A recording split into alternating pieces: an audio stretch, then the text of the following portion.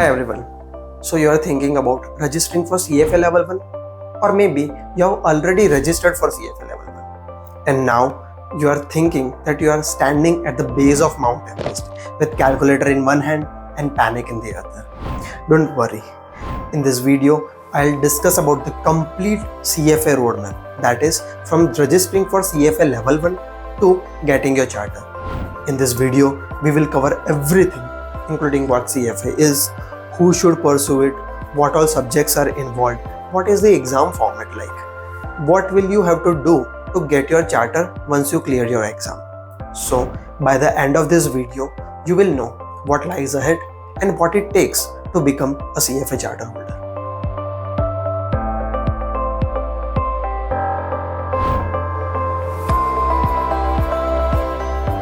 If you are watching this, chances are you have some idea about what CFA is.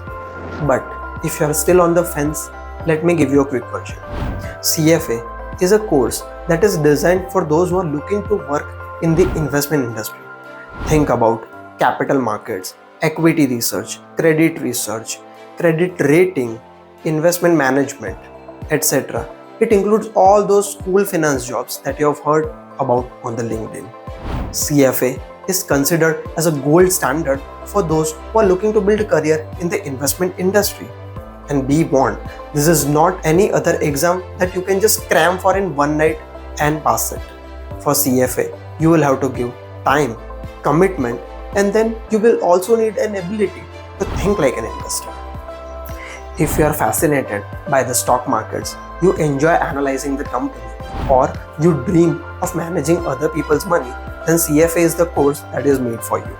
CFA can open doors at hedge fund, equity research firm, credit rating agency, fintech company, venture capital, or you can even work as an independent portfolio manager.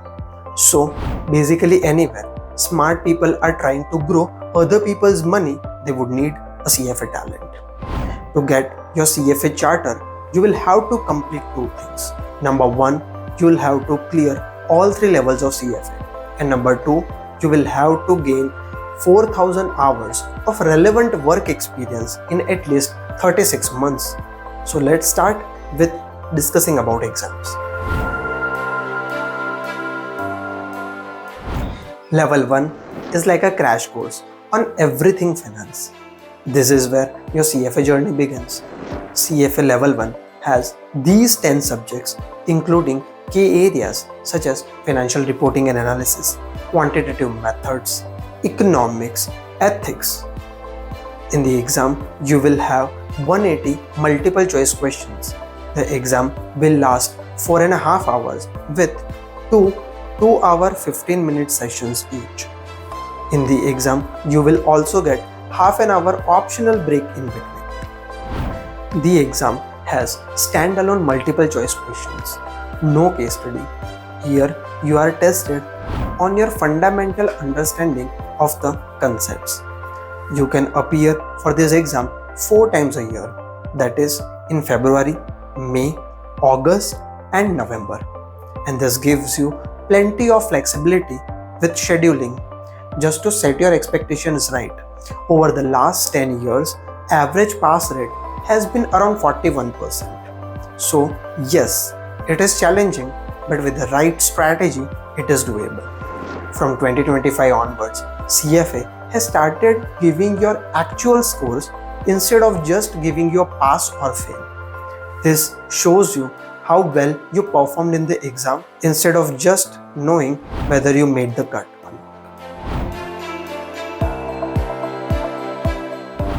Now this is where things start to get serious.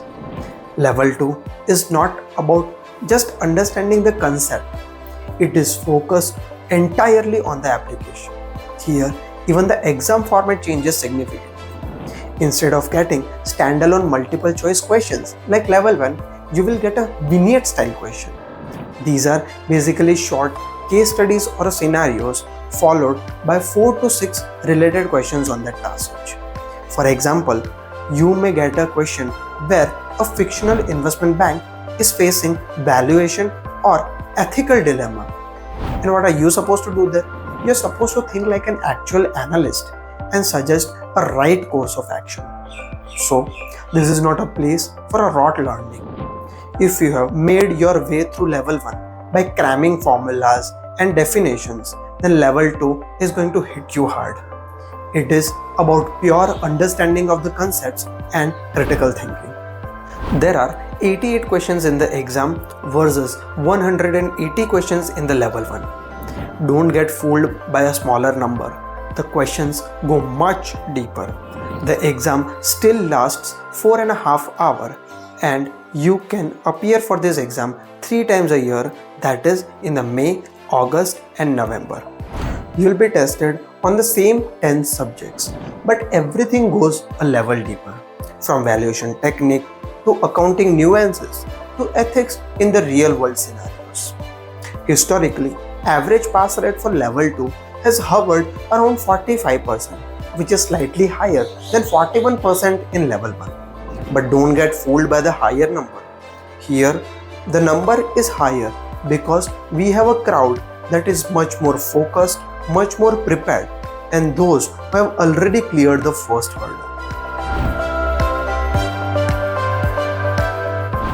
Level 3 is a whole different beast compared to level 1 and level 2. Here in the exam, you will face a mix of vignette based questions and essay type questions. Yes, you will have to type out the answers. No more just selecting options, but clearly explaining your reasoning. In level 3, the different thing is that it heavily relies on portfolio management, strategy and wealth management. From 2025 onwards, CFA Institute offers 3 optional pathways. Number 1, portfolio management. Number 2, private wealth. And number 3, private markets. Now here's my honest advice. Unless you're working in a private equity or private wealth or have some solid reason to select the last 2 options, go with the portfolio management. Why? Because it's a traditional route. It will have a lot more study material, a lot more questions to prepare for. There won't be any surprises in the exam. The other 2 paths are quite new. You won't get enough prep material, there are not enough mocks available, and there is always an uncertainty that you may face some real challenge on the test day.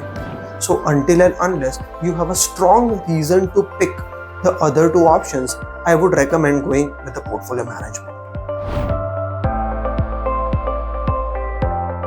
Alright, let's talk about how to actually prepare for the CFA exam, because selecting the right material can make or break your preparation. When you register for the exam, CFA Institute provides you an access to their curriculum through learning ecosystem. It is an online dashboard that includes the full curriculum, thousands of practice questions, flashcards, and even 2 full-length mocks. And as per my opinion, they are more than enough and comprehensive if you actually have the time and the commitment to stick to it. If you need more practice questions, you can also purchase a practice pack that costs around $300, which will give you more questions and topic sets to go for.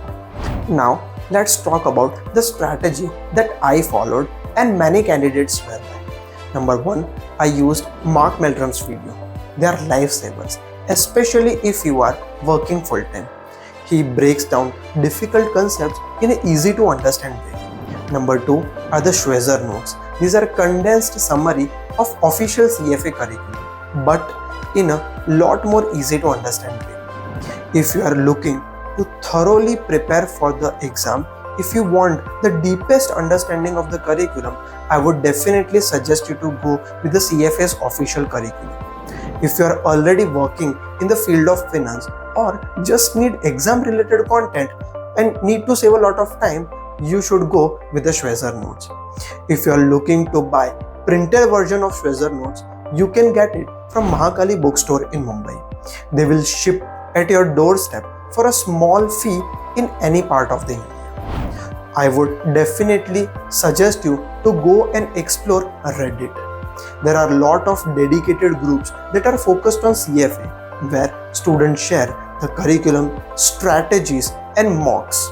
It is a definite goldmine if you know where to look at. Now let's talk about something new that CFA Institute has offered, that is Practical Skills Module, or PSM in short. It is an online course which helps you get some real world skill. Think of it like a short certification where you watch some videos, you complete some Excel or Python based tasks, and do some quizzes along the way. And here's the good news: there are no deadlines, no scores, and you can't really fail. You just need to complete it to get your exam result. That's it. So this is CFA's way of making sure that you don't just learn the theory, but pick up the actual skills that the employer care about. You will learn financial modeling, Python, data analysis, etc., which will help you put all your learnings in the real world practice. So don't treat it like a burden, but consider it as a bonus step which you are taking for your career. Once you have cleared all 3 levels, the next important step is gaining 4,000 hours of a relevant work experience in minimum 36 months. Now, don't stress about it. The rules are a lot more flexible than what most people think of. You can have this work experience before, during, or after clearing your exam. You can have a full-time job, part-time job, or even a remote job. The important thing is that you are doing the right job. For a relevant work experience, you can work in an investment bank, private equity, you can even work in an accounting or auditing firm. The important part is your work should indirectly or directly help the investment process.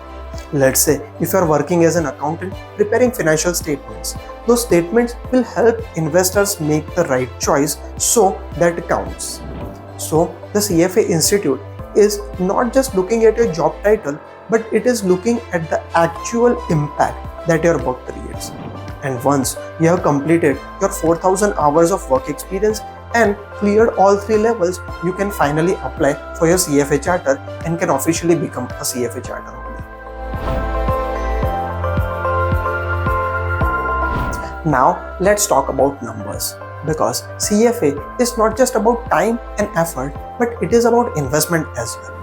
If you don't get the scholarship, here's what you're looking at. Number 1, you will have to pay one-time enrollment fee of $350 US. Number 2, you will have to pay exam fee at each level, that is $940 US if you are early bird registration and $1,250 if you miss the early bird window. And number 3, you will have to pay 18% GST, foreign exchange charges, and bank fees, because why not? So if you clear all 3 levels at one attempt, you will have to pay some 3,500 US. That is about 3 lakh in Indian rupees. And also remember, fees go up every year or 2. So sooner you start, the more money you save. That, my friends, is a complete journey from registering for CFA level 1 to becoming a CFA charter holder. Yes, it is difficult. Yes, it takes years. But if you're serious about building a career in the investment industry, then pursuing CFA charter is definitely worth it. If this video helped you in any way, don't forget to like, share, and subscribe. If you have any question, put it in the comment section. If you want to know the exact strategy that got me 90+ percentile in level 1 and level 2, then check out the video on the I button or in the description section. Thanks for watching this video. See you in the next one.